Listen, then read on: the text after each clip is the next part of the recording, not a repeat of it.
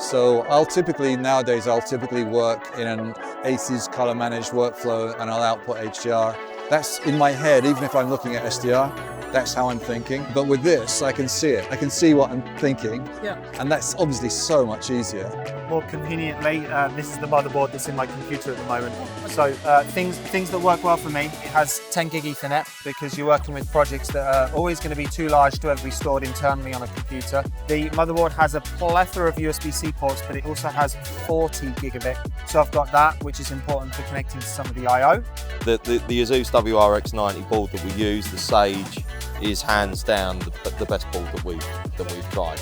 It's so important to be able to work with a manufacturer of motherboards that sort of can understand what it is you're trying to do, and help us, navigate through that when we're building new systems.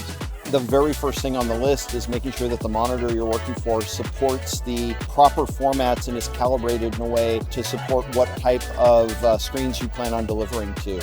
So I've been lucky enough to get hold of this, and this has got the NVIDIA 5090, and all of that stuff comes down to actually now a laptop that I can use for all of my workflows, so I can sit there and check my Unreal Engine virtual production scenes. As I say, have not been able to do that before. In the beginning, I just used a monitor. It was just a consumer monitor, and I just do the edits and then color grade on it. But I had to do a lot of tweaks and get back revisions. That's something that's so great that we have the technology that can skip that and be able to present you a product that can improve your workflow in there. That's amazing.